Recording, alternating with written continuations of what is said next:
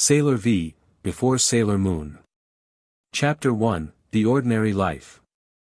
The alarm clock shrieked like a banshee at 7:15 a.m., but Minako Aino was already lost in a dream where she was accepting a bouquet of roses from the lead singer of her favorite band, Three Lights. The sound barely registered until a white blur launched itself onto her stomach. Oof. Minako's eyes snapped open to find her cat, Artemis, sitting primly on her chest, his golden eyes fixed on her with unmistakable disapproval. Meow, he said pointedly, then padded over to knock her alarm clock off the nightstand. Artemis, no. Minako scrambled to catch the clock, checking the time. 7:47 a.m. Oh no, oh no, oh no. She was supposed to be at Shiba-kun Middle School in 13 minutes, and it was a 20-minute walk on a good day. She tumbled out of bed, her blonde hair a magnificent disaster, and began the familiar dance of getting ready at light speed. Uniform skirt, check. Sailor-style blouse, backwards the first time, then check. Shoes, she grabbed two that were close enough to matching and bolted for the door. Bye, Mom, she called, snatching a piece of toast from the kitchen counter. Minako, your backpack. But she was already gone, racing down the street with her toast clamped between her teeth and her long blonde hair streaming behind her like a banner of perpetual lateness. As she rounded the corner toward Shiba-kun Public Middle School, she nearly collided with a perfectly put-together girl with short brown hair who was walking calmly to school with actual time to spare. Sorry. Minako called over her shoulder, not slowing down. The brown-haired girl, Arisa something from her class, watched her go with a mixture of amusement and concern. Minako burst through the classroom door just as the bell rang, sliding into her seat with the dramatic flair of someone who had narrowly escaped disaster. Her best friend Haruto turned around with a grin. New record, he whispered. 37 seconds to spare, she panted, then immediately pulled out her compact mirror to check her appearance. Her reflection showed flushed cheeks, slightly mussed hair, and eyes that were already glazing over as she spotted a poster of the idol group Three Lights taped inside her desk. Now, as I was saying about quadratic equations. Mr. Yamamoto's voice faded into white noise as Minako's mind wandered to far more important matters. Like whether she'd ever work up the courage to talk to Haruto about anything other than homework, or if she'd ever be brave enough to audition for the school talent show, or if. Her compact mirror grew warm in her hands. Minako blinked, looking down at the small silver case. For just a moment, she could have sworn she saw something else in the reflection, not her face, but a crescent moon symbol, glowing softly against a starry background. She rubbed her eyes and looked again. Just her own face staring back, looking confused. Miss Aino. Mr. Yamamoto's voice cut through her daydream. Perhaps you'd like to solve the equation on the board? Minako looked up to see a tangle of numbers and letters that seemed challenging but not impossible. She could solve it if she focused, but her mind had been elsewhere all morning. I think I need to see the problem again. The class chuckled softly, and Minako felt her cheeks warm as she tried to concentrate on the equation. She was actually pretty good at math when she paid attention, it was the paying attention part that gave her trouble. Through the window, she could see Artemis sitting on the school's front steps, and she could swear he was shaking his head at her. Just another perfectly ordinary day in the life of Minako Aino, running late, daydreaming about idols, and feeling like she was meant for something more than quadratic equations and pop quizzes. She had no idea that by the end of the day, ordinary would become a word that no longer applied to her life. Chapter 2, The Awakening. The rest of the morning passed in a blur of half-heard lessons and doodled hearts in the margins of her notebook. Minako found herself glancing at her compact mirror every few minutes, but it remained stubbornly normal, just a mirror reflecting her increasingly puzzled expression. By lunchtime, she'd almost convinced herself she'd imagined the whole thing. Almost. Earth to Minako, Haruto said, waving a hand in front of her face as they sat in the courtyard. You've been staring at that mirror for 5 minutes. Is there something on your face? No, it's just. She snapped the compact shut and shoved it into her bag. Never mind. It's nothing. But as the afternoon wore on, she couldn't shake the feeling that something was different. The air felt charged, like the moment before a thunderstorm. Her skin prickled with an energy she couldn't name. Even the other students seemed restless, fidgeting in their seats and glancing nervously at the windows. During her last class of the day, unfortunately, math again, the feeling intensified. Mr. Yamamoto was droning on about the importance of showing your work when the temperature in the room seemed to drop 10 degrees. Minako's breath came out in small puffs as she looked around in confusion. Is anyone else cold? She whispered to Arisa, who was sitting beside her. Arisa looked up from her carefully organized notes, her brow furrowed. Now that you mention it. She pulled her sweater tighter around her shoulders. That's when the shadows began to move. At first, Minako thought it was just the afternoon light playing tricks as clouds passed over the sun. But the shadows in the corners of the room were growing deeper, darker, stretching across the floor like reaching fingers. A low humming sound filled the air, just at the edge of hearing. Mr. Yamamoto? Arisa's voice was tight with worry. Something's wrong. But their teacher continued writing equations on the board, completely oblivious to the supernatural chill that was making the students' teeth chatter and the unnatural darkness creeping across the walls. Minako's compact mirror began to burn against her leg through her bag. She pulled it out, gasping as the metal was almost too hot to touch. The mirror's surface was glowing with soft silver light, and in its reflection, she could see what the others couldn't, a writhing mass of shadow with glowing red eyes materializing in the corner of the classroom. Everyone needs to get out, she whispered, then louder, everyone needs to get out now. The creature let out a sound like static electricity mixed with a scream, and suddenly everyone could see it. Students shrieked and scrambled for the door as the shadow thing lunged forward, its form shifting and writhing like smoke given malevolent life. Minako. Arisa grabbed her arm. Come on. But Minako couldn't move. Her compact mirror was pulsing with light, and in its reflection, she saw not the terrified face of a teenage girl, but someone else entirely, someone with confidence blazing in her eyes and a crescent moon symbol glowing on her forehead. You have to go, she told Arisa, her voice strangely calm. I'll be right behind you. As soon as Arisa disappeared through the door, Minako felt a familiar presence. Artemis bounded through the window with impossible grace, landing on her desk. But this wasn't the lazy house cat she knew. This Artemis had a golden crescent moon on his forehead and eyes that held ancient wisdom. It's time, Minako, he said, and she wasn't even surprised that he could talk. Somehow, she'd been waiting her whole life to hear those words. Time for what? To become who you were always meant to be. He touched his nose to her compact mirror, and it blazed with brilliant light. Say the words, moon power, make up. The words came to her as naturally as breathing. Moon power, make up. Light exploded around her, warm and welcoming and powerful. She felt her school uniform dissolve away, replaced by something that felt like courage made tangible, a navy blue sailor outfit with a red bow and skirt, white gloves, and a golden tiara that settled on her forehead like a crown she'd always worn. When the light faded, she was no longer Minako Aino, the girl who was always late and lost in daydreams. She was Sailor V, and she was ready to fight. Chapter 3, First Battle. The creature, Yuma, her mind supplied, though she had no idea how she knew that word, turned its attention from the fleeing students to her. Up close, it was even more terrifying, a writhing mass of shadow with too many eyes and claws that looked like they could slice through steel. You smell of moonlight and starfire, it hissed in a voice like grinding glass. You must be the one they warned us about. They. Sailor V took a step forward, surprised by how steady her voice sounded. Who's they? The Yuma's laugh was like breaking crystal. The Dark Kingdom, little guardian. We've been waiting for you to awaken so we could destroy you.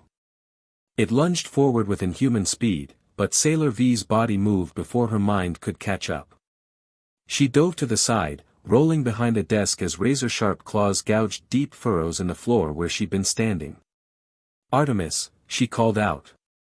"A little help here?" "You have to discover your powers yourself," the white cat replied, perched safely on a windowsill.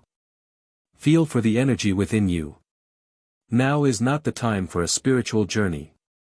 Sailor V yelped as the Yuma's claws whistled past her head, close enough to trim her hair.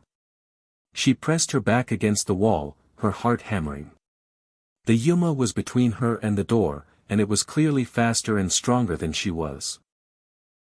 But as it prepared to strike again, she felt something warm pulse in her chest, like a small star had taken up residence behind her ribs. "Love me chain." The words burst from her lips without thought, and suddenly she was holding a golden chain that sparkled with its own inner light. The Yuma paused, tilting its head. "A chain? That's your weapon?" I guess." Sailor V looked down at the chain uncertainly.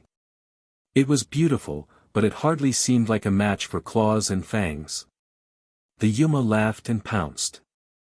Sailor V swung the chain instinctively, more in panic than with any real plan. The golden links wrapped around the creature's arm, and where they touched, the shadow stuff began to smoke and dissolve.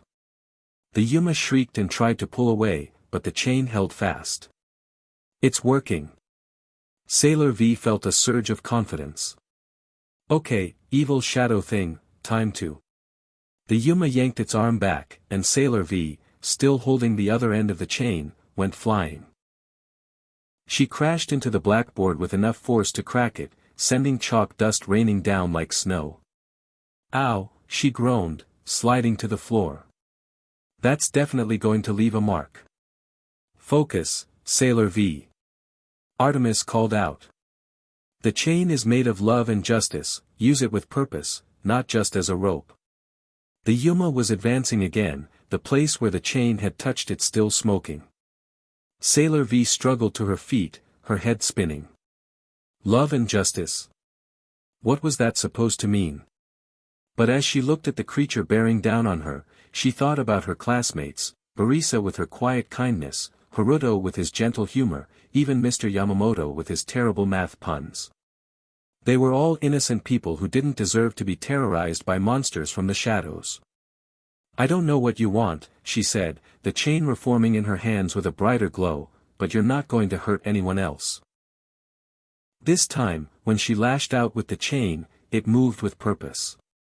The golden links wrapped around the Yuma's torso, and instead of just holding it, they began to glow with purifying light.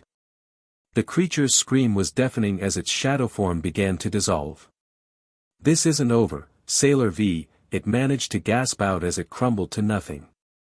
"The Dark Kingdom will." But whatever threat it was going to make was lost as the last of its form evaporated into nothingness, leaving only a few scorch marks on the floor and a classroom that looked like it had been hit by a very localized tornado. Sailor V stood in the wreckage, breathing hard. Half the desks were overturned, the blackboard was cracked, and there was a Sailor V-shaped dent in the wall where she'd hit it. But she'd won. She'd actually won. "Well," Artemis said, hopping down from his perch, "that could have gone better." "Better?" Sailor V looked around at the destruction. "I saved everyone." "You also destroyed the classroom." "Details." She grinned, the adrenaline of victory making her giddy. Besides, it needed redecorating anyway. As the golden light faded and her sailor outfit dissolved back into her school uniform, Minako couldn't stop smiling. She'd found her purpose, her destiny, her reason for being. She was Sailor V, guardian of love and justice. She just hoped she'd get better at the whole, not destroying everything, part. Chapter 4, The Learning Curve. 3 weeks later. The newspaper headline read, "Mysterious sailor-suited heroine saves Tokyo Arcade, property damage minimal." Minako smiled as she read it over her morning coffee. Minimal was definitely an improvement from her first few battles. She folded the paper and tucked it into her bag alongside a growing collection of similar clippings. Sailor V rescues cat from tree, tree survives. Sailor V defeats monster at shopping mall, only one store requires rebuilding. Sailor V protects students at sports festival, track team still looking for their starting blocks. You're getting better, Artemis said from his perch on her windowsill. Last week you only accidentally destroyed 2 streetlights. I'm improving. Minako protested, then winced as she remembered the previous night's battle. Okay, so maybe I got a little carried away with the crescent beam attack. You turned 3 blocks of downtown into a light show visible from space. But I defeated the Yuma. By blinding it with your own incompetence. Minako stuck her tongue out at him and headed for school. The truth was, these past few weeks had been the most exhausting and exhilarating of her life. Every few days, another shadow creature would appear somewhere in Tokyo, feeding on people's energy or spreading some kind of supernatural malaise. And every time, Sailor V would appear to stop them. She was getting better at the fighting part. Her Love Me chain had evolved into something she could actually control, and she'd discovered several new attacks, Crescent Beam, Venus Love Me chain, and something she'd accidentally created called Crescent Boomerang that she still wasn't entirely sure how to aim properly. What she wasn't getting better at was the secret identity part. Minako, you're glowing again, Orisa whispered during chemistry class. Minako looked down at her hands, which were indeed emanating a faint golden light. Oops. She shoved them under her desk. I think it's just, really good moisturizer. Orisa raised an eyebrow but didn't press. She'd been doing that a lot lately, noticing things but not asking questions. It made Minako wonder if Orisa suspected something, or if she was just naturally observant. The bell rang, and Minako gathered her things, trying to ignore the way her compact mirror was growing warm in her bag. That was never a good sign. Are you walking home? Haruto asked as they filed out of the classroom. Actually, I have to.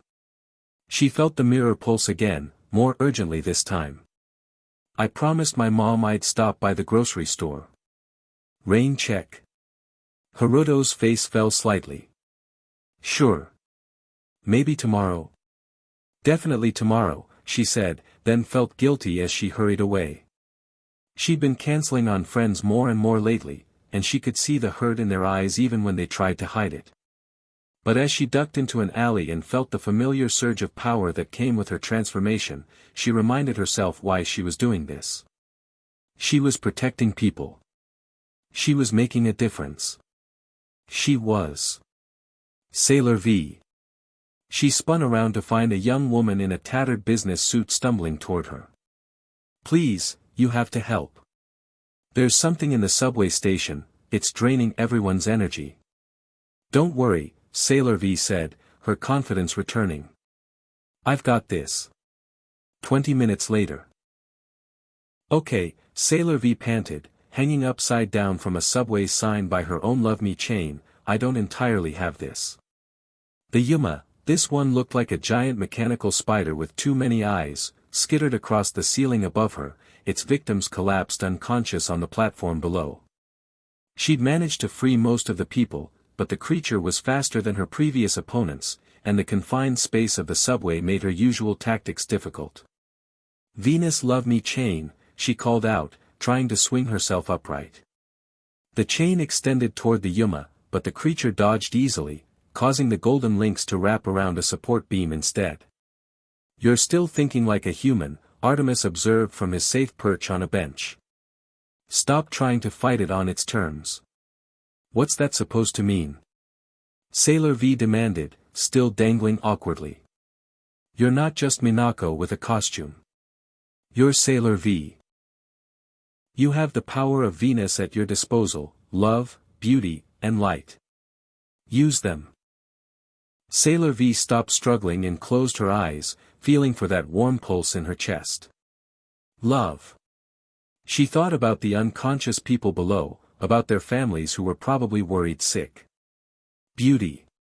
She thought about the way Tokyo looked at sunset, golden and peaceful. Light. She thought about the way her powers felt when they were working properly, like starlight made solid. Crescent beam, she called out, but this time she didn't aim at the Yuma.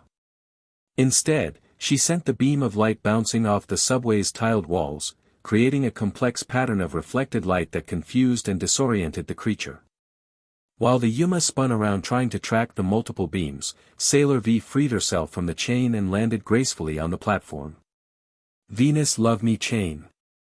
The chain shot out again, but this time it moved with purpose and precision, wrapping around the Yuma's legs and sending it crashing to the ground. For love and justice, she declared, and sent a pulse of purifying energy through the chain. The Yuma dissolved with a final shriek, and the unconscious people began to stir as their energy returned to them. Much better, Artemis said approvingly. You're learning to think like a Sailor Guardian. Sailor V grinned, then looked around at the subway platform. Unlike her early battles, this time the only damage was some scorch marks on the walls and a few displaced tiles. Progress.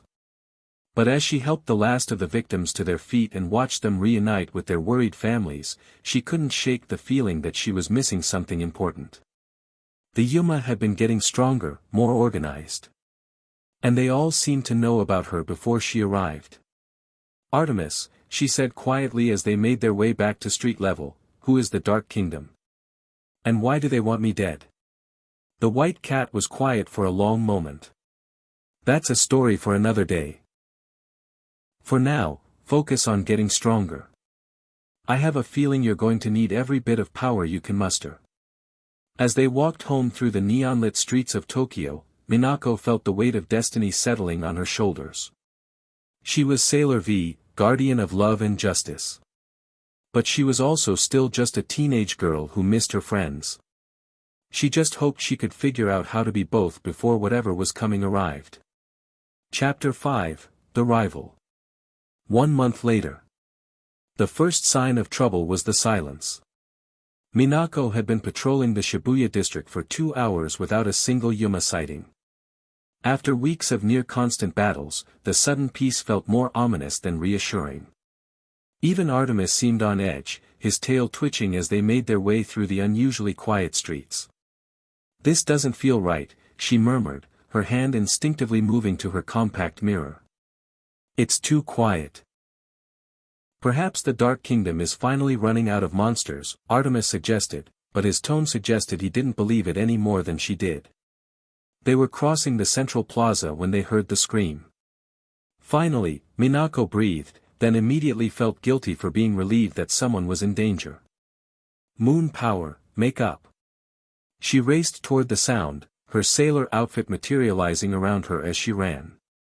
But when she reached the source of the disturbance, a small crowd gathered around the fountain, she stopped short. There was already a Sailor Guardian there. The girl was dressed in a uniform similar to Sailor V's, but instead of navy blue and red, hers was deep purple with silver accents. She had long dark hair that flowed like liquid night, and she moved with a grace that made Sailor V's own fighting style look clumsy by comparison. Stand back, everyone, the mysterious guardian commanded in a voice like silk and steel. I'll handle this creature. The Yuma, a writhing mass of tentacles and teeth, lunged at her with inhuman speed. But instead of dodging or blocking, the purple-clad guardian simply smiled and raised one gloved hand. Shadow Embrace, she said softly, and tendrils of darkness shot from her fingers, wrapping around the Yuma and holding it immobile. What? Sailor V started forward, but something felt wrong. The darkness surrounding the creature didn't feel like her own purifying light. It felt cold. Hungry. You seem surprised, little Venus, the other guardian said without turning around. Did you think you were the only one? I'm Sailor V, she said, stepping into the light. Guardian of love and justice. And you are? Sailor Dark. The name rolled off her tongue like a caress. Guardian of shadows and truth. She gestured to the immobilized Yuma. And I'm here to show you what real power looks like. The dark tendrils tightened around the creature, and instead of dissolving into nothingness like they did when Sailor V defeated them, this Yuma began to change. Its chaotic form solidified, becoming more human-like but also more dangerous. You're not destroying it, Sailor V realized with horror. You're controlling it. Destruction is so wasteful, Sailor Dark replied, finally turning to face her. Her eyes were the color of starless night, beautiful and terrifying. Why destroy when you can command? The enhanced Yuma turned its attention to the crowd, and Sailor V saw the hungry gleam in its now intelligent eyes. This wasn't salvation, it was recruitment. I won't let you hurt these people, Sailor V declared, her love me chain materializing in her hands. Oh, but I'm not going to hurt them, Sailor Dark said with a smile that didn't reach her eyes. I'm going to save them from their pointless, mundane lives. Just like someone saved me. Venus love me chain. Sailor V lashed out, but Sailor Dark was ready for her. She gestured, and shadows rose from the ground like living things, intercepting the golden chain and wrapping around it. Your power is so bright, Sailor Dark mused, jerking the chain and sending Sailor V stumbling. So hopeful. So naive. Love isn't naive. Sailor V pulled back, her chain blazing with increased intensity. It's the strongest force in the universe. Is it? Sailor Dark's smile widened. Then where was love when I needed it most? She raised her other hand, and suddenly the air around Sailor V filled with whispers, cruel words, cutting laughs, the sound of doors slamming and phones not being answered. The loneliness that came with being the only one of your kind, the isolation of carrying a secret too big to share. You know this feeling, Sailor Dark said, her voice gentle now, almost sympathetic. The weight of being special. The distance it creates between you and everyone else. Join me, and you'll never have to be alone again. For a moment, Sailor V felt herself wavering. The whispers spoke to every doubt she'd harbored, every time she'd had to cancel plans or lie to her friends. The loneliness was real, and it was a constant ache in her chest. But then she looked at the crowd behind her, ordinary people living ordinary lives, and she remembered why she'd chosen to protect them in the first place. Not because they were special, but because they were precious exactly as they were. I'm not alone, she said, her voice growing stronger. I have friends. I have people who care about me. And I have a duty to protect them. Crescent beam. The light that burst from her tiara was brighter than ever before, fueled not by anger but by the warmth of every friendship she'd ever treasured. The shadows around her chain dissolved, and the beam struck Sailor Dark in the chest. Instead of falling, Sailor Dark laughed. Impressive. But not enough. She gestured again, and the controlled Yuma lunged forward. This time, Sailor V was ready. She dodged its claws and wrapped her chain around its legs, then sent a pulse of purifying energy through the golden links. The creature screamed as the dark energy holding it together unraveled, and it collapsed back into ordinary shadow stuff before dissolving entirely. Impossible, Sailor Dark breathed, staring at the spot where her pet monster had been. My power is perfect. It can't be broken. Your power comes from despair, Sailor V said, advancing slowly. Mine comes from hope. And hope is always stronger than despair. We'll see about that, Sailor Dark snarled, but she was already backing away. This isn't over, Venus. The Dark Kingdom has plans for you, and next time, I won't underestimate the power of your pitiful optimism. She dissolved into shadows, leaving only the echo of her voice. Enjoy your loneliness, little guardian. It's all you'll ever have. The crowd began to disperse, already forgetting what they'd seen, some kind of Yuma magic, Sailor V assumed. But she remained in the plaza, staring at the spot where Sailor Dark had vanished. That wasn't a Yuma, Artemis said quietly, appearing at her side. That was something else entirely. A fake Sailor Guardian, Sailor V said, her voice hollow. Someone like me, but working for the enemy. Not someone like you, Artemis corrected firmly. Someone who chose differently. Your power comes from love, Sailor V, hers comes from pain. Never forget the difference. But as they made their way home through the neon-lit streets, Sailor V couldn't shake Sailor Dark's words about loneliness. Because the truth was, she was lonely. Being Sailor V meant living two lives, and sometimes she felt like she wasn't really living either one. She just hoped that hope really was stronger than despair. Because something told her she'd need every bit of it for what was coming next. Chapter 6. Personal Stakes. 2 weeks after the Sailor Dark encounter. Minako should have known something was wrong when Haruto didn't show up for their study session. He was never late, it was one of the things she liked about him. While she was always rushing around in a state of barely controlled chaos, he was steady, reliable, the kind of person who showed up exactly when he said he would with perfectly organized notes and an encouraging smile. She waited outside the library for 20 minutes, checking her phone every 30 seconds and trying to ignore the growing knot of worry in her stomach. When he finally didn't appear, she made her way home with a heavy heart and a pile of math homework she would need to tackle alone. "You're brooding," Artemis observed from his perch on her windowsill as she stared blankly at her textbook. "I'm not brooding. I'm contemplating. You've been staring at the same problem for 15 minutes without writing anything down." Minako sighed and closed the book. Haruto didn't show up today. He always shows up. Perhaps he had other obligations. Maybe. But something felt off. She'd noticed him seeming tired lately, distracted in a way that wasn't like him. Dark circles under his eyes, responses that came a beat too late, as if he was listening to something only he could hear. Her compact mirror began to pulse. "Oh, come on," she groaned. "Can't the forces of evil take one night off?" But even as she complained, she was already reaching for the mirror. The warm pulse was more urgent than usual, almost frantic. Something was very wrong. Moon power, make up.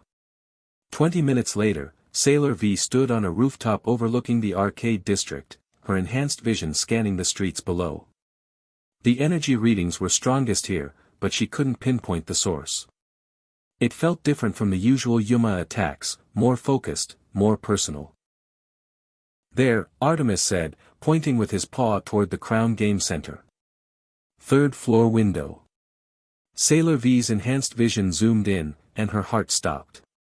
Through the window, she could see a familiar figure slumped in a chair, surrounded by writhing shadows. Haruto, but not Haruto, his eyes were glowing with the same sickly green light she'd seen in controlled humans before. "They have him," she whispered, her hands clenching into fists. "The Dark Kingdom has Haruto." "This could be a trap," Artemis warned. "They know you care about him." "I don't care if it's a trap," Sailor V said, already moving toward the fire escape. "He's my friend. I'm not leaving him." She made her way into the building through a back entrance, her heart pounding with a mixture of fear and rage. The Dark Kingdom had crossed a line. It was one thing to send random monsters after her, that was just business. But targeting someone she cared about? That was personal. The third floor was eerily quiet, the normal sounds of arcade games replaced by an oppressive silence. Sailor V pushed open the door to what should have been a storage room and found herself in a space that definitely hadn't existed an hour ago, a circular chamber with walls that seemed to absorb light. Haruto sat in the center, his head hanging forward, dark energy coiling around him like living smoke. Standing behind him was a figure in a hooded cloak, their face hidden in shadow. "Sailor V," the figure said in a voice like grinding stone. "How punctual. I was beginning to think you didn't care about your little friend." "Let him go," Sailor V demanded, her love me chain materializing in her hands. "Your fight is with me, not with innocent people." "Innocent?" The figure laughed. "This boy has been watching you for weeks, hasn't he? Noticing when you disappear, when you make excuses, when you come back tired and bruised. He was starting to put the pieces together." Sailor V's blood ran cold. It was true, Haruto had been asking more questions lately, showing up at places where battles had occurred, looking at her with a mixture of concern and suspicion. "So we solved the problem," the figure continued. "Now he'll never suspect your Sailor V. Because he'll never suspect anything again." The dark energy around Haruto pulsed, and when he raised his head, his eyes were completely blank. Not just controlled, empty. What did you do to him? Sailor V's voice was barely a whisper. We took away his curiosity. His questions. His inconvenient tendency to care about things that don't concern him. He's much more useful this way. Rage filled Sailor V like a living thing. This wasn't just an attack on Haruto, it was an attack on everything that made him who he was. His kindness, his intelligence, his gentle way of making her feel like she mattered. Venus Love Me chain. The golden chain shot forward, blazing with an intensity she'd never achieved before. But the hooded figure simply gestured, and Haruto stood up, moving to intercept the attack. Stop! Sailor V pulled back just before the chain would have struck him. I won't hurt him. Of course you won't, the figure said smugly. Which makes this so much easier. Haruto began to advance on her, his movements mechanical but his strength clearly enhanced by the dark energy. Sailor V found herself retreating, dodging his attacks while desperately trying to think of a way to save him without causing harm. He's still in there, she told herself, ducking under a punch that would have taken her head off. I just have to find a way to reach him. She caught his wrist as he swung at her again, looking into his blank eyes. Haruto, it's me. It's Minako. Remember our study sessions? Remember how you always bring extra pencils because you know I forget mine? For just a moment, something flickered in his gaze. A spark of recognition, quickly smothered by the dark energy. Love, Sailor V whispered, understanding flooding through her. It's not about power. It's about connection. She released his wrist and stepped back, closing her eyes and reaching for that warm pulse in her chest. But instead of drawing on her own love and determination, she thought about Haruto's love, his patience with her scattered nature, his gentle way of helping without making her feel stupid, his genuine concern for her well-being. Crescent Love Beam. The attack that burst from her tiara wasn't the usual golden light, but something softer, warmer, like sunlight through morning mist. It washed over Haruto gently, and where it touched, the dark energy began to dissolve. Impossible, the hooded figure snarled. That power comes from within. You can't channel someone else's love. You're wrong, Sailor V said, opening her eyes. The beam continued to flow from her tiara, steady and warm. Love isn't something you possess. It's something you share. Haruto staggered as the last of the dark energy left him, his eyes clearing. He looked around in confusion, then focused on her. Sailor V, he said weakly. What, where am I?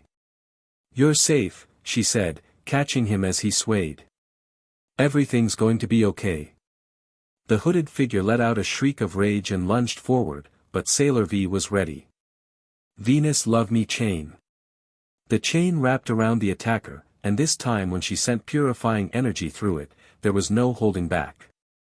The figure dissolved with a final scream, leaving only the scent of ozone and the fading echo of dark laughter. Are you hurt? Sailor V asked, helping Haruto to his feet. I don't think so, he said, then looked at her more carefully. You saved me. It's what I do. Minako? His voice was uncertain, questioning. For a moment, Sailor V considered lying. It would be so easy to deny it, to make up some story about how she'd found him. But looking into his eyes, eyes that were clear and concerned and completely, wonderfully him again, she found she couldn't. How did you know? The way you move, he said softly. The way you worry your bottom lip when you're thinking. The way you always try to save everyone, even when it costs you something. Sailor V felt her transformation begin to fade, her sailor outfit dissolving back into her school uniform. She stood there as Minako Aino, her secret finally shared with someone who mattered. Are you okay with this? She asked. Knowing, I mean. Haruto smiled, the same gentle, encouraging smile she'd fallen in love with, but now with something deeper behind it. Understanding. Acceptance. I'm honored, he said simply. And I promise, your secret is safe with me. As they made their way out of the building together, Minako felt a weight lift from her shoulders that she hadn't even realized she'd been carrying. She was still Sailor V, guardian of love and justice. But now she wasn't carrying that burden entirely alone. The Dark Kingdom had tried to use her love against her. Instead, they'd shown her that love wasn't a weakness to be exploited. It was the source of her greatest strength. Chapter 7, The Greater Mystery. 1 month later. The dream started the night after Haruto learned her identity. At first, Minako thought they were just stress dreams, her subconscious processing the relief and terror of having someone finally know her secret. But as the nights went on, the dreams became more vivid, more detailed, and far too consistent to be random products of her sleeping mind. She dreamed of a palace made of silver and crystal, floating in space above a blue-white earth. She dreamed of a beautiful woman with impossibly long blonde hair, wearing a flowing white dress and a golden crescent moon on her forehead. Most importantly, she dreamed of 4 figures in sailor outfits standing in formation around the woman, protectors, guardians, soldiers. And one of them looked exactly like her. "You're having the dreams again," Artemis observed as she jerked awake for the 3rd time in a week, her sheets soaked with sweat and her heart racing. "They're getting stronger," Minako admitted, sitting up and rubbing her temples. "More real. Last night I could actually feel the marble under my feet, smell the flowers in the garden." "What do you see?" She described the palace, the woman, the 4 guardians. Artemis listened without interruption, his golden eyes growing more serious with each detail. "Artemis," she said when she finished, "who am I really? I mean, I know I'm Sailor V, but these dreams, they feel like memories." The white cat was quiet for a long moment, his tail twitching in the way it did when he was wrestling with a difficult decision. "There are things I haven't told you," he said finally. "Things I thought you weren't ready to hear. I'm ready now." Artemis jumped onto her desk and began pacing, his usual composure cracking slightly. "Long ago, there was a kingdom on the moon. It was a place of peace and beauty, ruled by Queen Serenity. She had a daughter, Princess Serenity, who was beloved by all." "The woman in my dreams," Minako said softly. "Yes. And the princess was protected by 4 guardian warriors, the sailor guardians of the inner planets. They were her friends, her protectors, her family in all but blood. Venus, Mars, Mercury, and Jupiter," Minako whispered, the names coming to her from somewhere deep in her memory. "You were Sailor Venus," Artemis confirmed. "Leader of the Sailor Guardians, protector of the princess, guardian of love and beauty." Minako felt the world shift around her. Everything suddenly made more sense, her instinctive grasp of battle tactics, her fierce protective instincts, the way her powers seemed to come from a source deeper than her own experience. What happened to them? To the kingdom? Artemis's expression darkened. The Dark Kingdom happened. They attacked the Moon Kingdom, seeking the silver crystal, a source of incredible power that belonged to the royal family. The Sailor Guardians fought bravely, but they were overwhelmed. Everyone died, the princess, the guardians, the queen. Everyone. Minako's voice was barely a whisper. Queen Serenity used the last of her power to send everyone's souls forward in time, to be reborn on Earth when they would be needed again. You were reborn as Minako Aino. The princess was reborn somewhere else, as was Mars, Mercury, and Jupiter. They're alive. Hope blazed in Minako's chest. My friends are alive. Yes. And they're awakening to their powers, just as you did. I can sense them. Their guardians are beginning to make contact. Minako stood up and walked to her window, looking out over Tokyo's glittering lights. Somewhere out there, 3 other girls were discovering that they were more than they seemed. 3 other girls who had once been her dearest friends, her sisters in battle. Why haven't we found each other yet? Because your mission as Sailor V isn't complete, Artemis explained. You needed to learn to fight alone, to lead, to understand your own power before you could protect others. The princess especially will need your guidance when she awakens. When will I meet them? Soon, I think. The attacks are getting stronger, more coordinated. The Dark Kingdom is preparing for something big, and when they make their move, the princess will awaken. And when she does, she'll need all 4 of her guardians. Minako pressed her palm against the cool glass of the window. The idea that she wasn't alone, that there were others like her, others who would understand the weight of responsibility and the loneliness of a double life, was almost too wonderful to believe.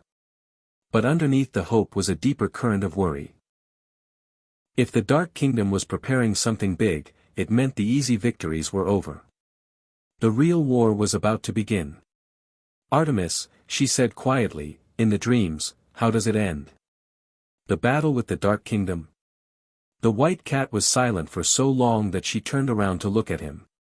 His golden eyes were filled with an ancient sadness. Badly, he said finally. It ended very badly. But we won, right? I mean, the Queen sent our souls forward, so there must have been some kind of victory. There are different kinds of victory, Minako.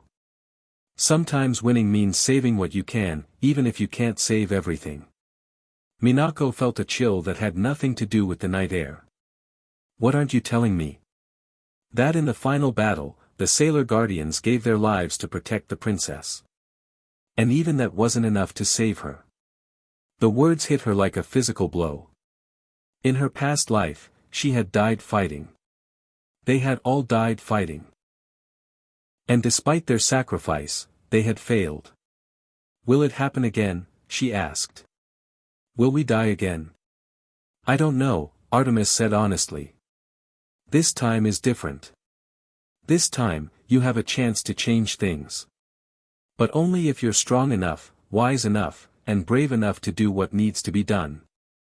Minako looked out at the city again, but now the light seemed less like jewels and more like the scattered pieces of something fragile that could easily be broken. Somewhere out there, 3 other girls were living normal lives, unaware that they were destined to fight an ancient enemy. Somewhere out there, a princess was waiting to be awakened to a destiny that had once ended in tragedy. And somewhere out there, the Dark Kingdom was planning something that would test all of them in ways they couldn't imagine.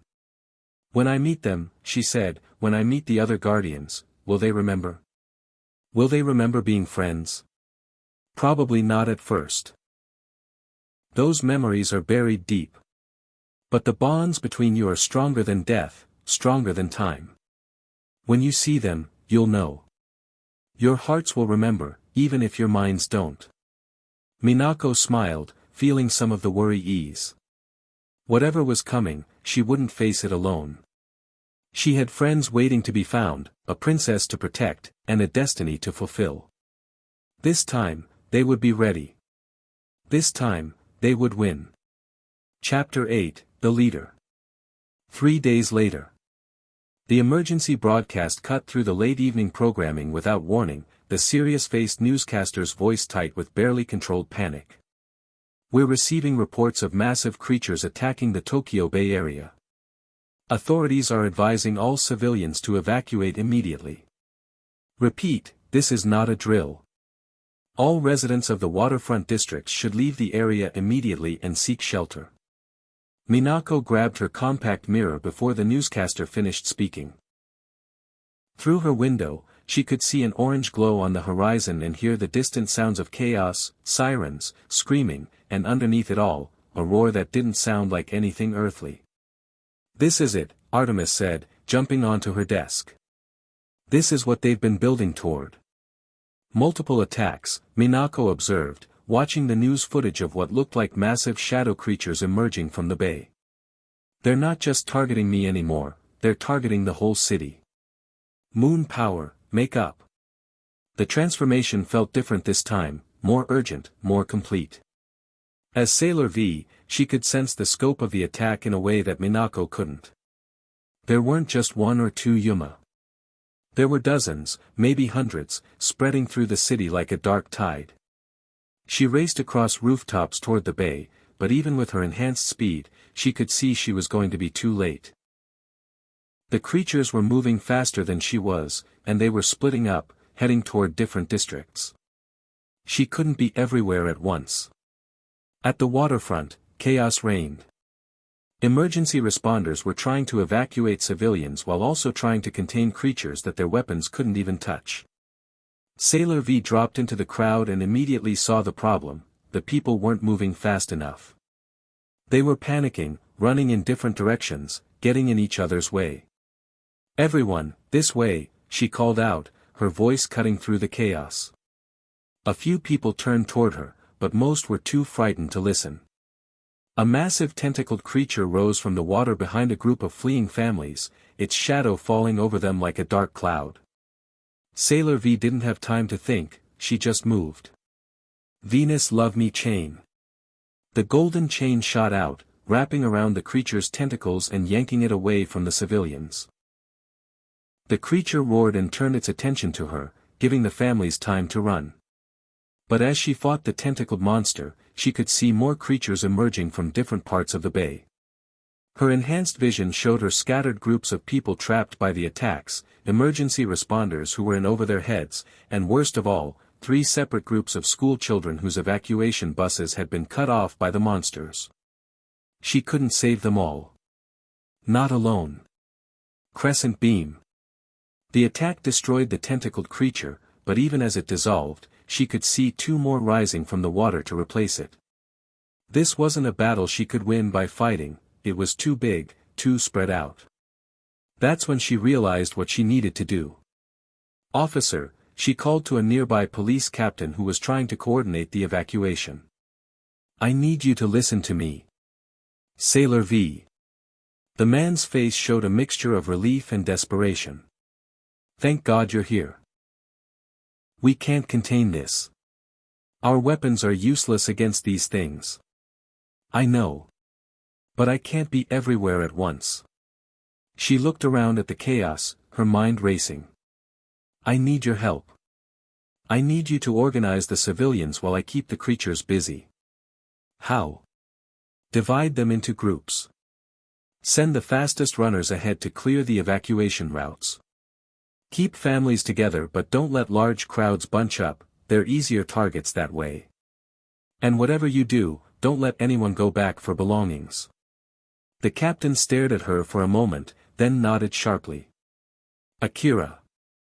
Kai. Over here." He began barking orders to his officers, and Sailor V felt a surge of relief as she saw the crowd begin to organize. But organizing the civilians was only half the battle. She still had to deal with the creatures. Venus Love Me chain. She lashed out at a flying creature that was diving toward a group of elderly evacuees, wrapping the chain around its wing and sending it crashing into the bay. Crescent beam. The light tore through a pack of smaller creatures that were trying to surround a family with young children. As she fought, she kept one eye on the evacuation. The police captain was proving to be a natural leader, directing his officers to guide specific groups while coordinating with the fire department to clear blocked routes. But it wasn't enough. There were too many people and not enough time. "You there?" Sailor V called to a group of high school students who were standing frozen in the middle of the chaos. "Can you help?"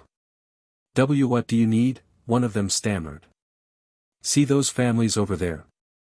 I need you to help guide them to the evacuation point.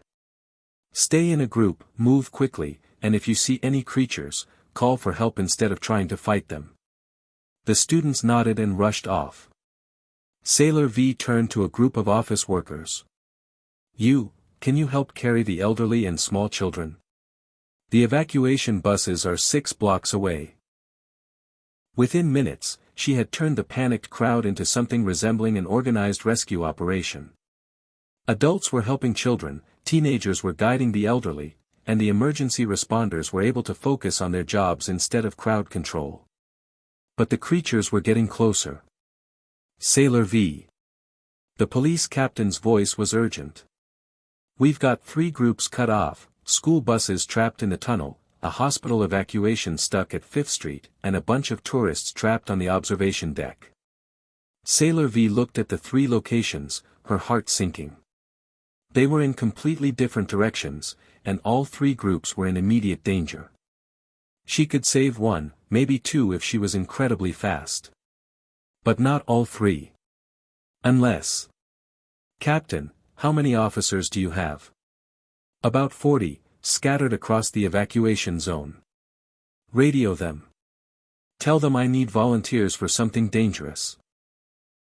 5 minutes later, Sailor V stood in front of a group of 12 police officers, firefighters, and EMTs. Behind them, the main evacuation was proceeding smoothly, but the three trapped groups were running out of time. Here's what we're going to do, she said. I'm going to divide you into 3 teams. Each team gets a route to one of the trapped groups. Your job isn't to fight the creatures, that's my job. Your job is to guide the civilians to safety once I clear the path. What about you? Asked the fire chief. You can't be in 3 places at once. Sailor V smiled, feeling something click into place in her mind. Actually, I can. Venus Love Me chain. Instead of creating 1 chain, she created 3, each one flowing from her tiara in a different direction. The golden links extended far beyond their usual range, stretching toward each of the trapped groups.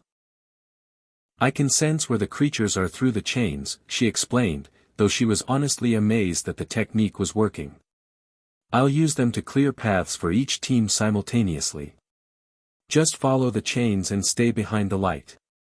It was the most complex battle she'd ever attempted. Through the 3 chains, she could sense the locations of dozens of creatures, and she had to time her attacks perfectly to keep all 3 evacuation routes clear at once. Crescent beam. A burst of light shot down the first chain, destroying a cluster of creatures near the tunnel. Venus Love Me chain. The second chain whipped around, wrapping up a flying creature that was diving toward the hospital group. Crescent boomerang. The crescent-shaped projectile shot down the third chain, clearing a path for the tourists on the observation deck. She felt like she was conducting an orchestra of light and motion, each attack flowing seamlessly into the next. The police teams moved efficiently behind the protective glow of the chains, guiding civilians to safety with professional calm. Tunnel group is clear, came the first radio report. Hospital evacuation is moving, came the second. Tourists are safe, came the third. Sailor V felt a surge of triumph, but it was immediately followed by exhaustion. Maintaining 3 chains simultaneously while fighting dozens of creatures was pushing her powers beyond anything she'd attempted before. She could feel the energy draining from her, but she held on until the last civilian was clear. Only then did she allow the chains to dissolve, dropping to one knee as the effort caught up with her. Sailor V. The police captain rushed over to her. Are you all right? I'm fine, she panted, struggling to her feet. Just tired. Is everyone safe? Everyone's safe. Thanks to you. He looked around at the bay, where the last of the creatures were dissolving in the dawn light. I've never seen anything like that. The way you organized everything, coordinated all those rescues, you're not just a fighter. You're a leader. As the emergency responders began to clean up and the sun rose over Tokyo Bay, Sailor V stood on the waterfront and realized something had changed. She'd always thought of herself as Sailor V, the lone guardian who protected people by fighting monsters. But tonight, she'd been something more. Tonight, she'd been a leader. And for the first time, she understood what that really meant. It wasn't about being the strongest or the bravest. It was about seeing the whole picture, about bringing out the best in others, about turning a group of individuals into a team. When she finally met the other Sailor Guardians, when they found their princess, she would be ready to lead them. Because leadership wasn't something you were born with. It was something you learned by caring enough about others to become more than you thought you could be. Chapter 9, The Price of Heroism. 2 weeks after the Bay incident. Minako stared at her reflection in the bathroom mirror, trying to ignore the fact that the dark circles under her eyes were getting harder to hide with concealer. She looked tired, drawn, older than her 14 years. The Bay incident had been a victory, but it had also been a warning. the Dark Kingdom was escalating their attacks, and she was the only thing standing between them and the city. "You're pushing yourself too hard," Artemis said from his perch on the bathroom counter. "I'm fine," Minako replied automatically, the same response she'd been giving him for days. "You've fought 12 major battles in the past 2 weeks. You're averaging 3 hours of sleep a night. And yesterday I caught you falling asleep during your transformation sequence. The city needs protecting. The city needs a protector who isn't going to collapse from exhaustion."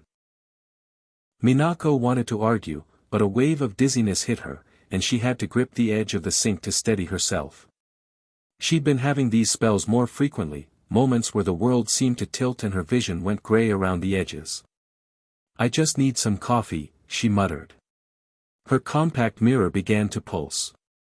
"No," she said flatly. "Absolutely not. I just got home from that thing at the shopping district.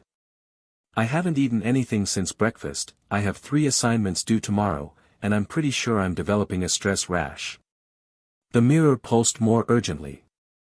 "The fate of Tokyo doesn't rest on my shoulders alone," she continued, though even as she said it, she knew it wasn't true. "There have to be other people who can handle." The sound of shattering glass echoed from somewhere nearby, followed by distant screams. Not from her apartment, from outside, from the street below. Minako was at her window in seconds, looking down to see people running in panic from something she couldn't see. But she could feel it, a dark energy signature that was familiar and yet wrong somehow. "That's not a Yuma," Artemis said, appearing beside her. "That's Sailor Dark," Minako finished grimly. "She's back." She was already reaching for her compact when Artemis stopped her with a paw on her wrist. "Minako, you're exhausted. You can barely stand up straight.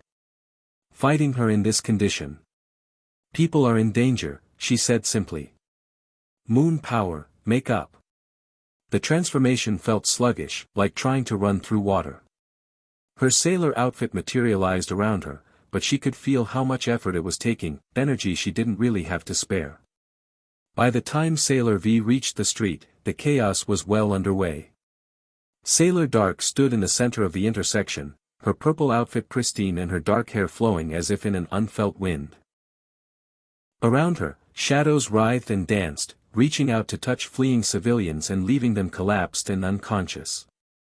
"Ah, Sailor V," Sailor Dark called out when she spotted her. "You look terrible. Are you getting enough sleep?" "Let them go," Sailor V demanded, though her voice lacked its usual strength. "Your fight is with me." "My fight is with everyone who refuses to see the truth," Sailor Dark replied, gesturing to the unconscious people around her. "These fools waste their lives on meaningless pursuits, jobs they hate, relationships that disappoint them, dreams they're too afraid to chase. I'm freeing them from all that pointless suffering. By draining their life force. By showing them the peace that comes with surrender." Sailor Dark's smile was almost gentle. "Join me, Sailor V, stop fighting a war you can't win. Let me show you how much easier everything becomes when you stop caring." For a moment, just a moment, Sailor V felt the temptation of it. The exhaustion, the constant pressure, the weight of carrying everyone's safety on her shoulders. How much simpler would life be if she just stopped? But then she saw a young mother crawling toward her unconscious child, tears streaming down her face, and she remembered why she fought. Venus Love Me chain. The golden chain shot out, but it was weaker than usual, less focused. Sailor Dark dodged it easily. "Disappointing," the Dark Guardian said. "Is that really all you have left?" She gestured, and tendrils of shadow shot toward Sailor V. She managed to dodge the first few, but her reflexes were slower than normal, and one of the dark tendrils caught her across the ribs, sending her stumbling. "You're running on empty," Sailor Dark observed, walking closer. "How long has it been since you've had a full night's sleep? Since you've eaten a proper meal? Since you've done anything other than throw yourself at monster after monster in a futile attempt to save everyone?" I don't quit," Sailor V panted, struggling to her feet. No, you just slowly destroy yourself instead. Very noble. Very stupid. Sailor Dark raised her hand, shadows gathering around her fingers. Let me put you out of your misery. But before she could strike, Sailor V did something unexpected. Instead of attacking, instead of defending, she simply stood there and looked at her opponent, really looked at her. What's your real name? She asked quietly. Sailor Dark paused, her attack wavering. What? Your name. Before all this. Before the Dark Kingdom found you. What was your name? It doesn't matter. That person is gone. Is she? Sailor V took a step closer, ignoring the shadows that writhed around them. Because I can see her, you know. Behind all that darkness. I can see the girl who was so hurt, so alone, that she thought giving up her heart was better than risking it again. Stop, Sailor Dark said, but her voice was less certain now. What happened to you? Sailor V continued, her voice gentle despite her exhaustion. Who hurt you so badly that you decided love was weakness instead of strength? Love is an illusion. Sailor Dark snapped, but cracks were appearing in her composure. It promises everything and delivers nothing but pain. Sometimes, Sailor V agreed. But sometimes it delivers everything it promises. Sometimes it saves you. Sometimes it makes you stronger than you ever thought you could be. She raised her hand, not in attack but in offering. Let me show you. Crescent Love Beam. But this wasn't an attack, it was something else entirely. The light that flowed from her tiara was warm and gentle, carrying with it every moment of love Sailor V had ever experienced. Her mother's lullabies, Haruto's patient help with homework, Artemis's grumpy but devoted care, even the strangers she'd saved who had looked at her with gratitude and hope. The light washed over Sailor Dark, and where it touched, the shadows began to dissolve. But instead of destroying her, the light seemed to heal something that had been broken inside her. I remember, Sailor Dark whispered, her voice changing, becoming younger, more vulnerable. I remember. I had a name. I had friends. I had a little sister who used to make me friendship bracelets out of colored string. The purple sailor outfit began to fade, revealing a girl about Sailor V's age with short black hair and eyes that were no longer empty but filled with confusion and pain. What did they do to me? The girl asked, looking down at her hands as if seeing them for the first time. What did I do? Those people. They're going to be okay, Sailor V said quickly, seeing the horror dawning in the girl's eyes. The energy will return to them. They'll wake up thinking they had a fainting spell. But I hurt them. I tried to hurt you. That wasn't you. That was what the Dark Kingdom made you into. Sailor V's own transformation was beginning to fade as her exhaustion caught up with her. What's your name? Your real name? Yuki, the girl said quietly. Yuki Tanaka. I'm a first year at Juban High School. I live with my aunt and my little sister because our parents. She trailed off, looking confused. I remember being so angry. So alone. And then there was this voice promising I'd never have to feel that way again. Sailor V felt her heart ache for this girl who had been targeted by the Dark Kingdom not because she was special or destined for greatness, but simply because she was vulnerable. Because she was hurting and alone and desperate enough to listen to promises that seemed too good to be true. The Dark Kingdom found you when you were at your lowest point, she said gently. They fed on your pain and used it to create something that wasn't really you. Yuki stared at her, then at the unconscious people around them who were beginning to stir and sit up, looking confused but unharmed. I'm sorry, she whispered. I'm so sorry.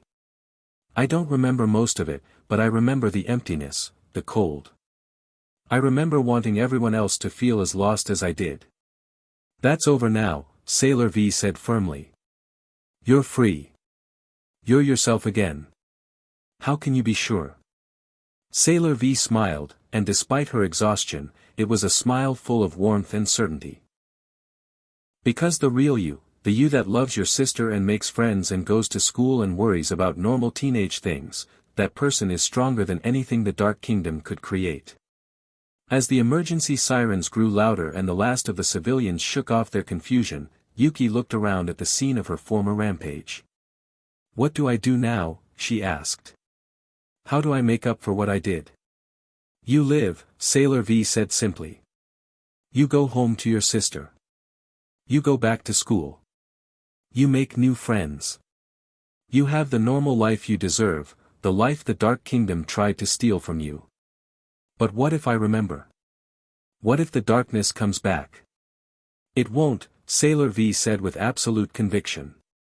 "The power they gave you was artificial, forced. Now that it's gone for good.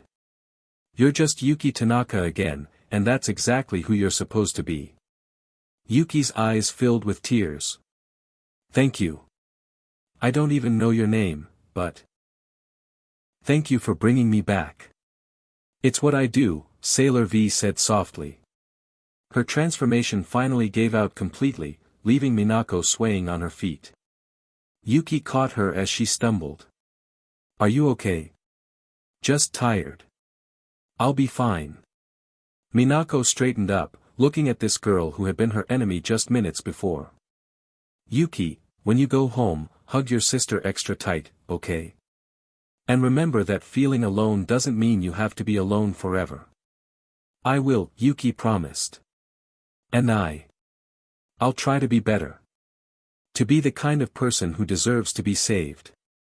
"You already are that person," Minako said firmly. "You always were." As they parted ways in the dispersing crowd, Yuki heading home to her normal life and Minako heading back to her double existence as both schoolgirl and guardian, Minako felt a complex mix of emotions. She had won today, but not through force or superior firepower. She had won by refusing to give up on someone that everyone else would have written off as irredeemably corrupted. The Dark Kingdom had tried to create their own Sailor Guardian, and she had proven that love and compassion could undo even their darkest magic. But she also felt the weight of what this victory meant.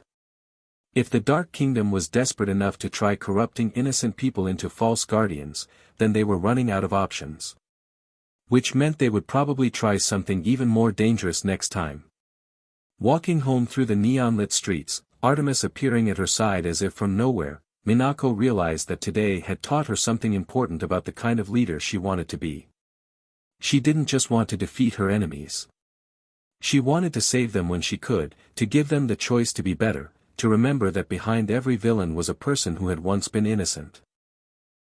Not everyone could be saved, some had chosen darkness too completely, had gone too far down that path to find their way back. But some, like Yuki, were just lost souls who needed someone to believe they were worth saving. "That was risky," Artemis said quietly as they walked. "Using that much power when you were already exhausted. You could have seriously hurt yourself." "But I didn't," Minako replied.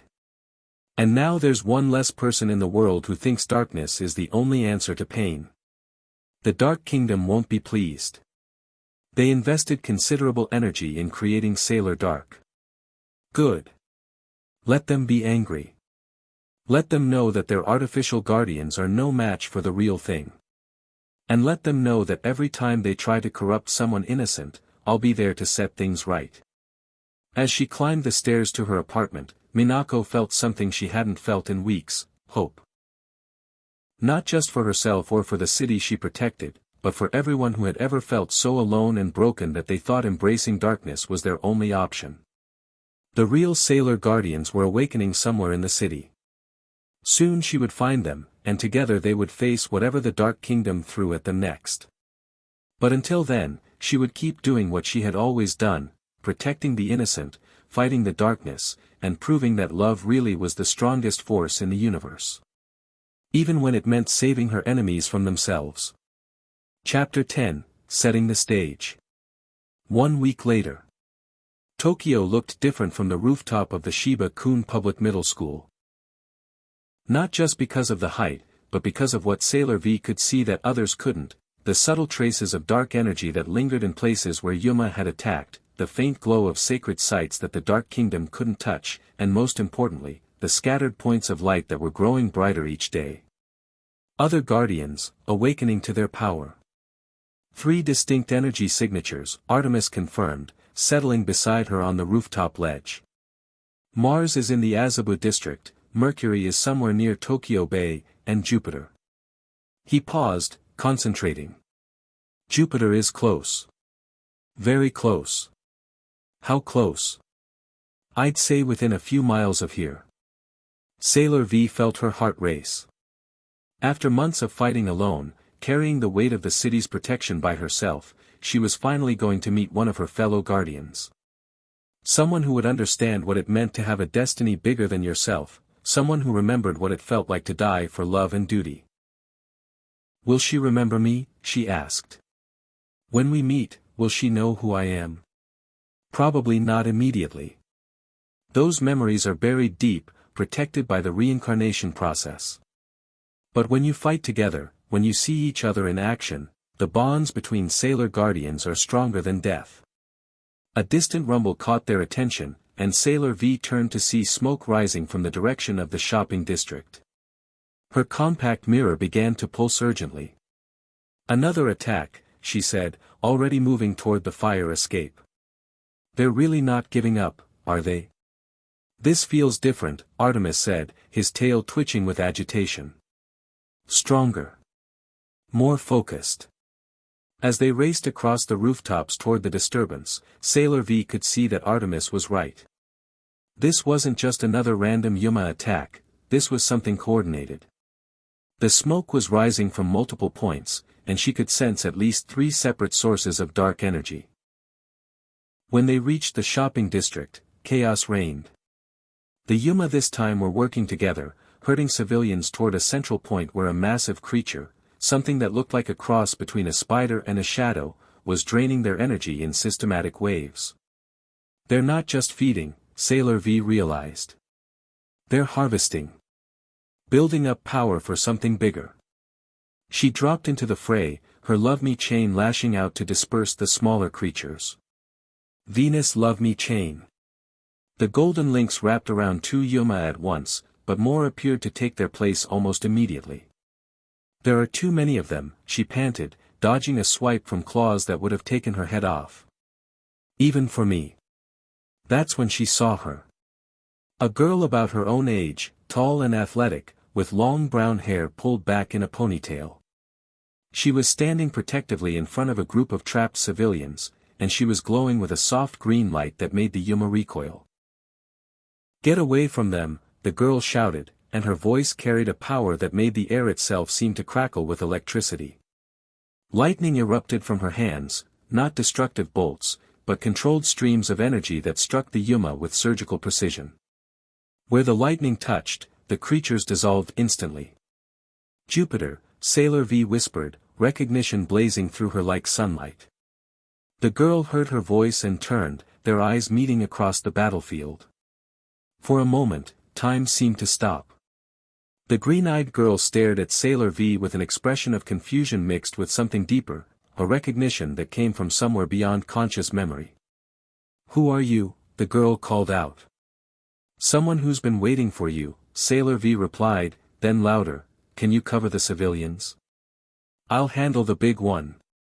Without hesitation, the girl nodded and moved to shield the trapped people while Sailor V launched herself at the massive spider shadow. But as she fought, she was aware of the lightning wielder working beside her, their attacks complementing each other with a precision that felt like muscle memory. When the last Yuma dissolved, they stood facing each other in the sudden quiet of the shopping district. The civilians had fled, the emergency responders were arriving, and 2 girls who had once been the closest of friends looked at each other across the space of centuries. I'm Makoto, the tall girl said finally. Makoto Kino. Sailor V, she replied, then paused. Something about the way Makoto was looking at her, with trust and recognition and a warmth that felt like coming home, made her add, but my friends call me Minako.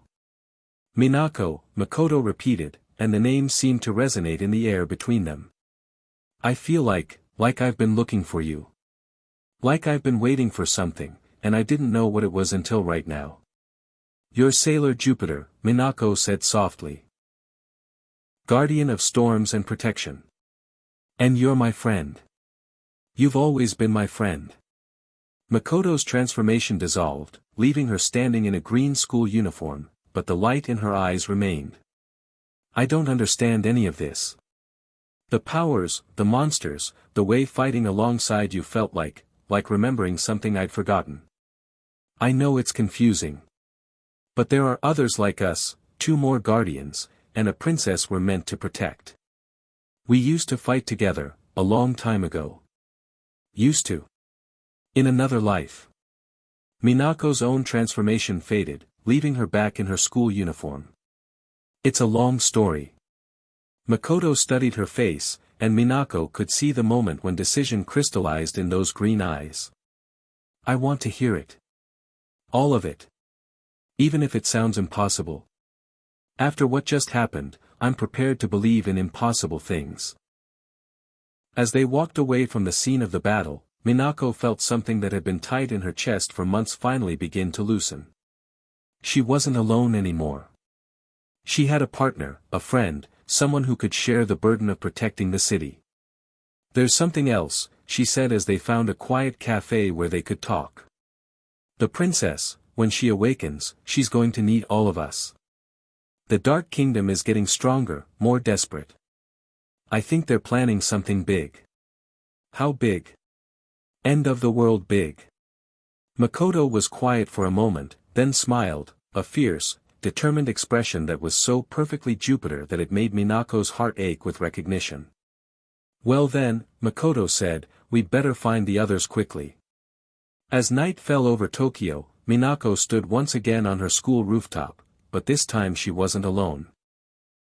Artemis was there, of course, but more importantly, she carried with her the knowledge that Jupiter was awake, aware, and ready to fight. 2 more guardians were still out there, and somewhere in the city, a princess was waiting to remember who she was. The Dark Kingdom was planning something that would test all of them in ways they couldn't imagine. But for the first time since she'd become Sailor V, Minako felt truly ready for what was coming. She was no longer the girl who had stumbled through her first transformation, accidentally destroying half a gymnasium.